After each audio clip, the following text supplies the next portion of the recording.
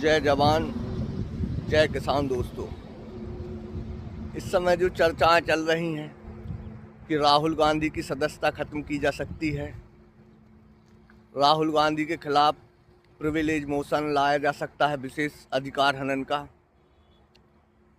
तो मेरा ये मानना है कि सरकार को ऐसा करना चाहिए। सरकार को इसलिए करना चाहिए क्योंकि किरेन रिजिजू जी ने कहा था, जब राहुल गांधी जी बोल रहे थे तो उन्होंने कहा था कि आप जो आरोप लगा रहे हैं इन्हें ऑथेंटिकेट कीजिए। तो मेरा ऐसा मानना है कि सरकार को इस बात से पीछे नहीं हटना चाहिए था। राहुल गांधी के खिलाफ अविश्वास प्रस्ताव और विशेष अधिकार हनन का नोटिस लाना चाहिए था, और उन्होंने जो मुद्दे उठाए उन मुद्दों पर लोकसभा में चर्चा होनी थी उस प्रस्ताव के माध्यम से। तो मेरा ऐसा मानना है कि सरकार को लाना चाहिए था, लेकिन सरकार पीछे हट गई है। सरकार नहीं उनके खिलाफ विशेष अधिकार हनन का नोटिस नहीं ला रही है। इसका क्या कारण है दोस्तों? ये भी है सबसे बड़ा सवाल। क्योंकि किसान जिस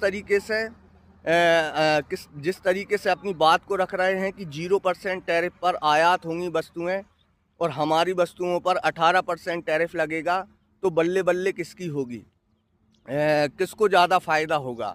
तो ये जो एक महत्वपूर्ण डील हो रही है, ये डील जो है देश के बाज़ारों का भविष्य तय करेगी, देश के किसानों का भविष्य तय करेगी।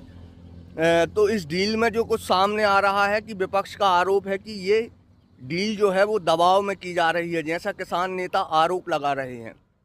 तो इस पर पूर्ण रूप से चर्चा होना चाहिए कि राहुल गांधी जी ने जो कहा है उस पर उनके खिलाफ लाया जाए विशेष अधिकार हनन का नोटिस, और लोकसभा में उस पर चर्चा की जाए जिसमें पूरी संसद एकत्रित रहे, और उस चर्चा में सभी को अपनी अपनी बात रखने का मौका मिले, और उसके बाद वोटिंग हो।